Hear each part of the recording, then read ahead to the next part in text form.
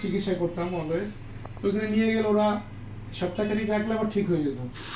আবার দেখে গেছে 1-2 মাস পর আবার প্রবলেম আসতো। তো আমি বেশ 2-3 বছর চলি। এরপর মানুষ বলে যে হোমিওপ্যাথি যাও। হোমিওপ্যাথি গেলাম, হোমিওপ্যাথি চলছে প্রায় 6 মাস, তাই না? 1.5 বছর। 1.5 বছর, হোমিওপ্যাথি 1.5 বছর।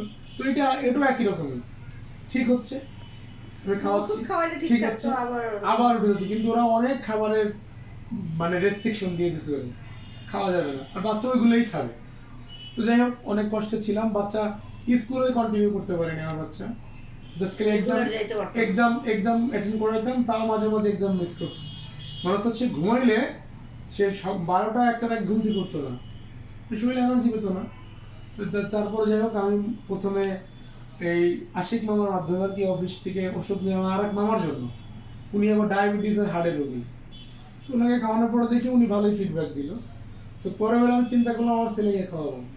ওয়াইফকে বলি, সে খেয়ে ওঠে, কারণ কেউ জানে না তো ওষুধ ছাড়াই কাজ করবে। তো পরে ওনার নিয়ে সেমিনার করলাম। এরপর আমার ছেলেকে শুরু করছি, সেমিনার না, ছেলেকে শুরু করছি পরে। সেকেন্ড মাসে যখন মামার জন্য ওষুধ নিতে আসি, তখন শুনলাম যে এখানে ট্যুরের প্যাকেজ আছে, ট্যুর প্যাকেজ শ্রীমঙ্গল।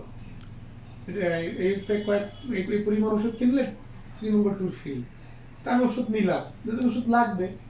তো শ্রীমঙ্গল ট্যুরে গিয়ে যাওয়ার পথে হলে আমি জোর করে আমার ছেলেকে সাসেট খাওয়াই একটা, আমি ইচ্ছা করে নিয়ে গেছি একটা, জোর করে খাওয়াই।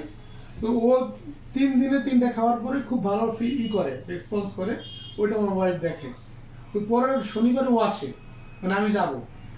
তখন ও যখন ক্লাস করে, ও তখন আবার স্যারদের সাথে কথা বললো। তো ও পরে আবার ওই স্যার পরে আমার ক্রিস্টাল কেয়ার দিল, যেটা নিলে ভালো হয়। তো এখন মাশাআল্লাহ আমি 1 ডোজ খাওয়াইছি। আমার ছেলে এখন টোটাল আগের মতন নর্মাল। এবং শুধু এটা না, শরীরে এত পরিমাণে অ্যালার্জি প্রবলেম ছিল, মানে ওর চুলকানিতে পুরো শরীর ভরা ছিল, আপনার পুরো স্কিন কালো ছিল, ঘা হয়ে যেত। হোমিওপ্যাথি খাওয়াচ্ছি প্রায় 6 মাস, কমে নাই। এলোপ্যাথিও খাওয়াইছি, কমে নাই। এর সাথে একই সাথে ওইটা তো সমস্যা সমাধান করছে, সাথে সাথে ওই শরীরে যে চুলকানি করেছিল, স্কিন পুরা এরকম নর্মাল হয়ে গেছে এখন। মানে 1 মাস হয় নাই পুরো কন্টিনিউ, যে আজকে 28 তারিখ চলে, 1 তারিখ ট্যুর থেকে আমি শুরু করছি খাওয়া। মানে যে ট্যুরে যাওয়ার সময় বিকেলবেলা আমি খাওয়াই দিলাম যে খাপ, রাতে যদি আসলে কাজ করে তাহলে হয়তো একটু ভালো ফিল করবে। তো দেখলাম যে ট্যুরে আমি রেগুলার একটা করে খাওয়াইতাম, 2 দিন ছিলাম। তো আসার পরে এটা খাওয়াই, না যাতে বাস্তবতা মিরাকেলের মতন, মানে পুরো স্কিন আগের মতন ফেরত আসছে। পুরো আপনার ভিতর থেকে তো ভালো হয়েছে দেখতেছি, সাথে সাথে আপনার স্কিনের যে ওই যে ঘাড় মতন হয়ে যায় তো চুলকাতে সেগুলো ঠিক হয়ে গেছে। মানে এই তো মানে ন্যাচারাল ট্রিটমেন্ট তো। হ্যাঁ, ন্যাচারাল একদম পুরো। আমাকে কোনো ওষুধ খাওয়াই নাই কিন্তু আমি পুরো হোমিওপ্যাথি বন্ধ করে দিয়েছি। ইমপ্রুভ করছে, মানে শুধু কি এটা খাওয়াইছেন? না দুটো Positive. এই লাইফ কেয়ারও খাওয়াইছি, সাথে ক্রিস্টাল কেয়ার দুটোই খাইছি। একটা দৈনিক একদিন খাইলে পরের দিন এটা একটা খাওয়াই। Very good.